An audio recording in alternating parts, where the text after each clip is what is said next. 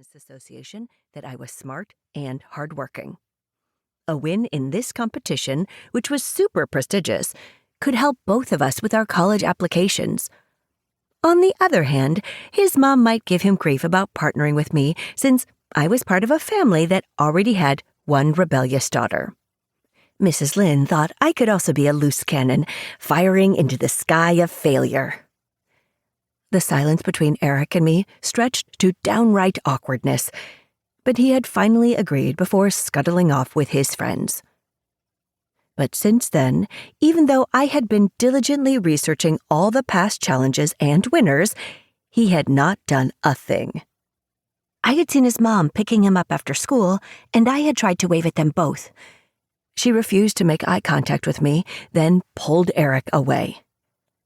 I'm sure it would be fine. He would get his act together, then we could go and crush this thing. I looked for him as I walked into the chilly lobby of the Escher Convention Center. Today was the kickoff party for the AABC before registration opened in 2 days and everything officially began. I remember when these networking events used to be held in the gym of our local high school or in a small room at the Cultural Center in Old Taipei. I was really young then, sneaking free snacks from the potluck tables and trying not to get in trouble along with Bella and Hattie. I never could have imagined the competition would have grown to be so big and fancy by the time I was old enough to compete. Winners now got a prize package that included a prestigious line on their college applications and, thanks to corporate sponsors, a full scholarship to the college of their choice. But as the AABC grew, so did the number of competitors. I checked in my coat and then went over to a table with a silver-colored tablecloth which had name tags neatly lined up on top. There were a lot of name tags, more than I had expected. I recognized some of the people, like Rhonda Naidu, who had started a nonprofit to provide medical services to countries devastated by natural disasters. She had given one of the student keynote speeches at the State Student Business Association conference last year. Crap! Was she also applying?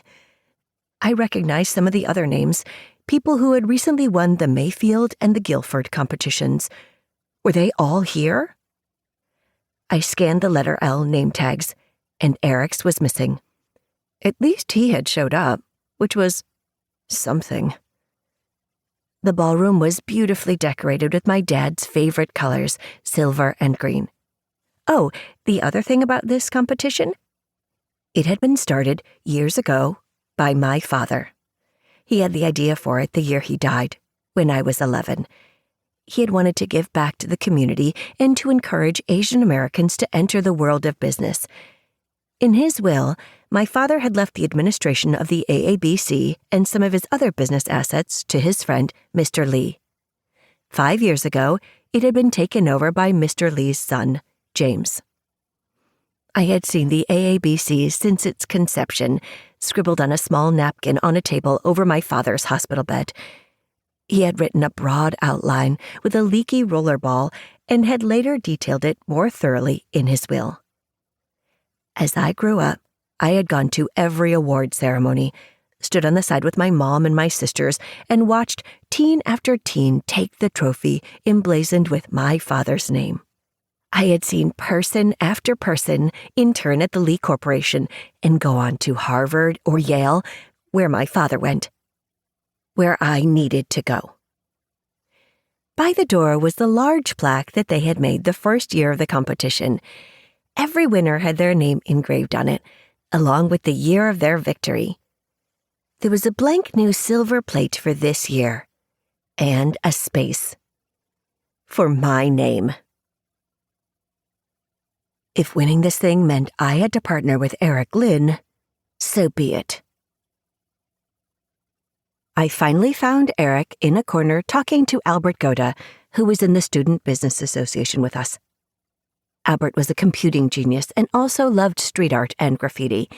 He had started an app where people could upload pictures of their favorite murals and add their own drawings.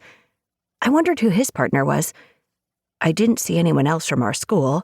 Maybe he was pairing with someone from another city? As I marched up to them, they abruptly stopped talking. Eric had the nerve.